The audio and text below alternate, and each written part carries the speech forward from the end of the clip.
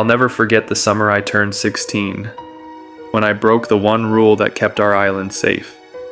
There was another island just across the water, and we were never allowed to speak its name. My friends and I, we thought we were invincible. We went there, and what we found, it's still out there, waiting for me to slip up and say it again.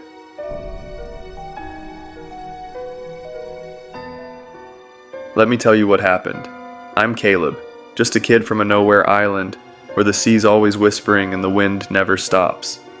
My dad walked out when I was 5, leaving me and Mom in a house that creaked with memories. She worked long hours at the market, her eyes always tired, like she was hiding something. Me? I was restless, always chasing trouble to drown out the quiet. My friends, Jonah, Sam, Eli, and Nathan, were my lifeline. We were the kind of crew who'd sneak into the watchtower or dare each other to swim past the buoys. We weren't bad kids, just desperate for something to matter. That's why the other island hooked us. It was the one thing we couldn't touch and we couldn't resist. Our island was small, stone paths, salt-worn houses, a church that smelled of damp wood on market days. The air was thick with seaweed and fish, and the cliffs hummed with the ocean's pulse. You could cross the whole place in a few hours, from the docks to the woods where the goats roamed. But no matter where you stood, you saw it. The other island. Half a mile east, a dark smudge on the horizon. Jagged trees, steep hills, a shoreline that felt wrong, like it was watching you back. No one talked about it, not ever. Adults would freeze mid-sentence if you mentioned it, their eyes sliding away like they'd heard a ghost. It wasn't just forbidden, it was erased, like the island wanted to be forgotten. It started with us kids, whispering on the cliffs, fishing rods forgotten. The sea was calm, but the air felt heavy, like a storm was waiting. What if it's haunted?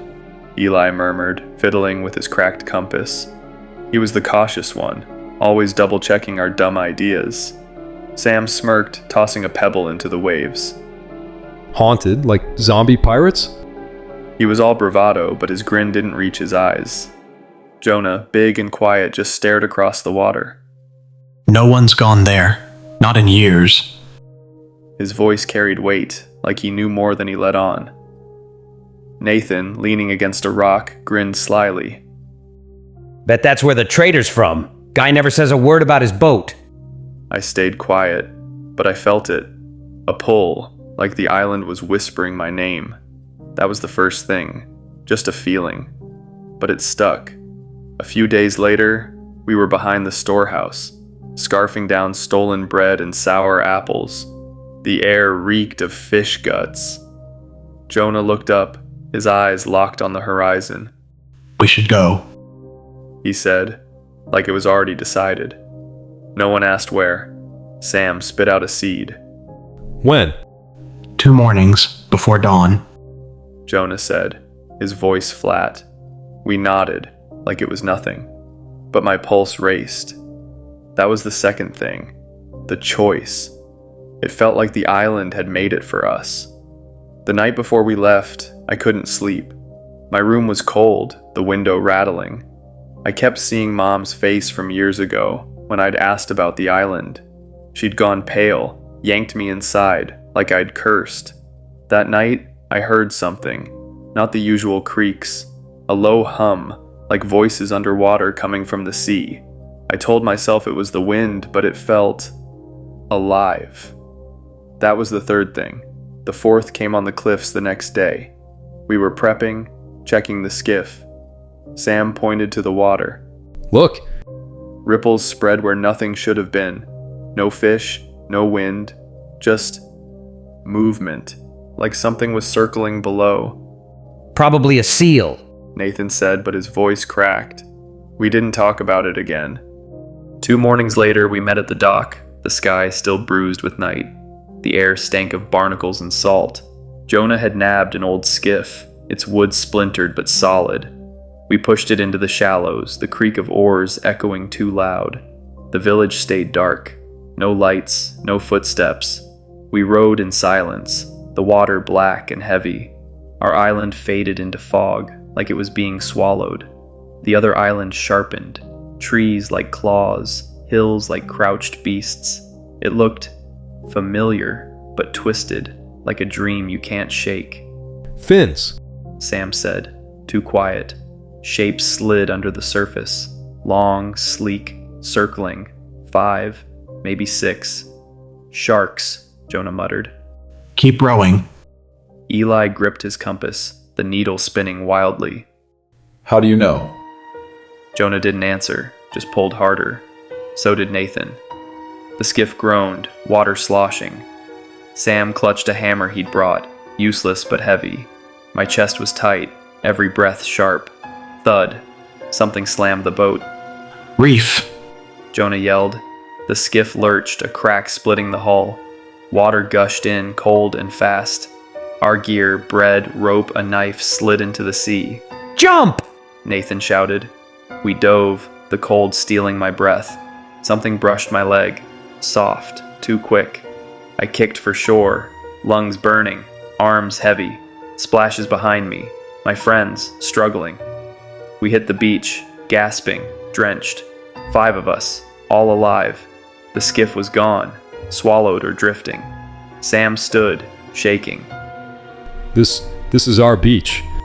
He was right. Same crooked tree, same black rocks, same slope to the woods. But it wasn't. The rocks were too jagged. The grass was too pale.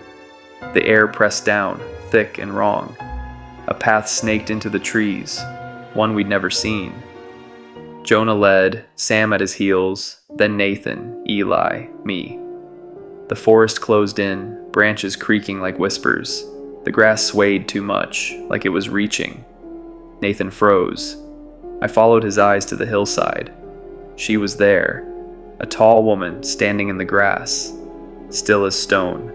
Her dress clung wet to her legs, her arms hung too long, too stiff. She wasn't breathing. Just there. 10 yards away, close enough to see her wrongness, like a puppet strung by someone who didn't know humans. Do you see her? Eli's voice cracked. We all did. No one moved. The wind ignored her, grass swaying around her like she wasn't real. Then she smiled. Her mouth twisted down, not up. A smile carved wrong. But her eyes, they were warm, kind, like my mom's when I was little. That mismatch made my skin crawl. She raised her arm, slow, joints grinding. Her finger pointed, not at us, but behind us. My stomach dropped. Something was there. We turned. 5 figures stood in the woods, half hidden by trees. They were us. Same faces, same clothes, but mirrored. Buttons on the wrong side, scars flipped. Nathan's double had a torn sleeve, but on the left, not right. They stood still, eyes blank, like wax figures waiting to wake. The woman's head jerked forward, neck stretching too far, skin tight over bones. Her smile stayed, grief twisted into something unholy. Her eyes locked on us now, warm and wrong. Eli choked, a sob breaking free. She screamed. It wasn't human. It started like a ship's groan, then spiked into a shrill metallic tear, like knives scraping bone. It was inside us, rattling our skulls. We collapsed, hands over ears, Sam yelling words I couldn't hear. Then, nothing. Silence hit like a slap. My ears buzzed, breath ragged. She was gone. So were the doubles, like they'd never been. We need to leave. Eli whimpered, his voice raw. This isn't right. Nathan laughed, shaky. I think we're home. But no one looked at him. This wasn't home. It was a mask. No boat, no choice. We pushed inland. The path vanished, trees crowding closer. The air grew thick, the forest, wrong. Branches twisted like veins, too still. Then we saw it, our village. Same paths, same houses, same steeple. But no sound, no wind, no life. Jonah stopped. Listen. Nothing. Just emptiness. Sam pointed to a house. A figure stood in the window, motionless, then another, and another. In every window, us, our families, but not. Blank faces, eyes too wide, too still. Watching. We backed up, hearts hammering. The trees were closer now, branches curling like claws. Caleb, Eli whispered, grabbing me. what are they? I couldn't speak, because I knew. We didn't find the island. It found us, and it's still out there, waiting for you to say its name.